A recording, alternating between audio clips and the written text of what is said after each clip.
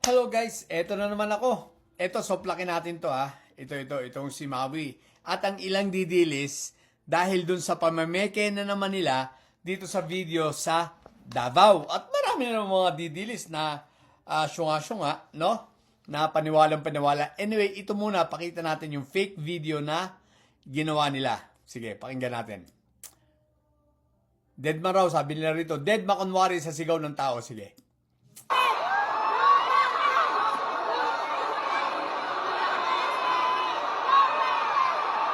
Yan ang video nila. Malaki ng mga kandidato para sa Senado. Ngunit, pagkamat nakatuon ng pansin natin sa ating mga kandidato.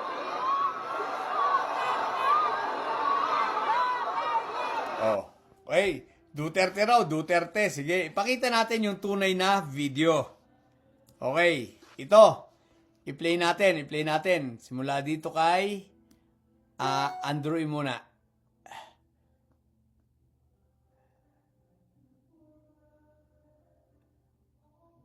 Teka ha. Play natin dito sa kay Andrew E.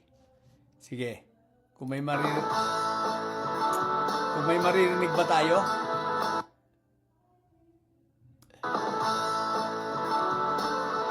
May naririnig ba tayo, mga Duterte na yan?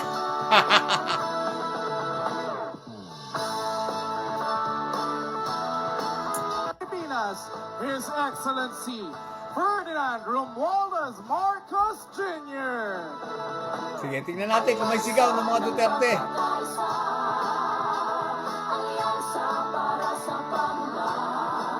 Oh.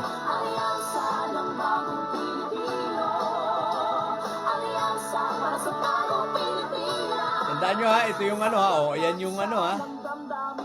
Fake nila. Maayong gabi, kaninyong tanan. Nasaan ang Duterte? Parang in the mood pa rin kayo dahil nakikita ko sa ngiti ninyo. Hanapin natin ha, kung may sigawan ng Duterte dyan ha. Sana ang pagmamahal na ipinapakita natin pag Valentine's Day, wag lang naman sana sa araw ng puso. Dapat araw-araw natin ipinapakita yan. Yan po ang pangako ng ating mga kandidato. Araw-araw na sila ay nakaupo at nasa posisyon, araw-araw ipapakita nila, ipaparamdam nila ang kanilang pagmamahal para sa Pilipinas. Oh, ito mo, walang Duterte dyan. Yung sa pagpapakilala, sige nga.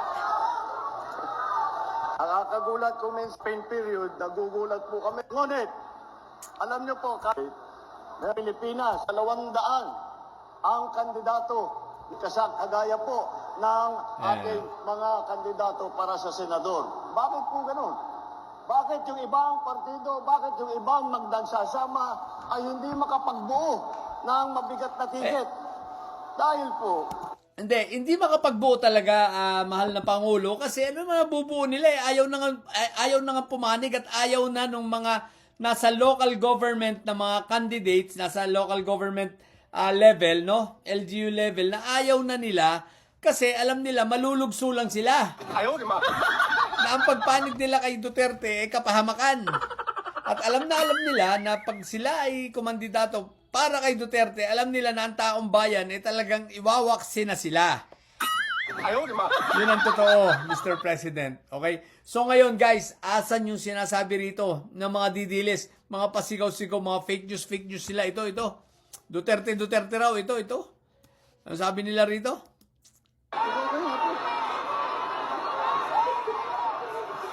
Duterte. So, kita nyo guys, ha? Comedy, di ba? Anyway, tingnan pa nga natin.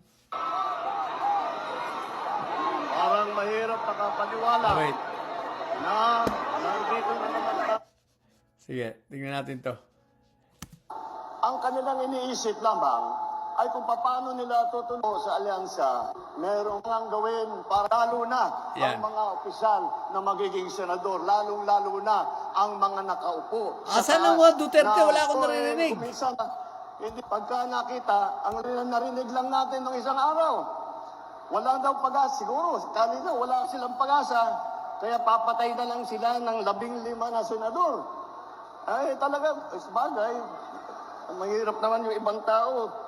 Ang iniisip lang nila, ang kaisa-isang solusyon sa lahat ng problema ay pumatay pa ng Pilipino.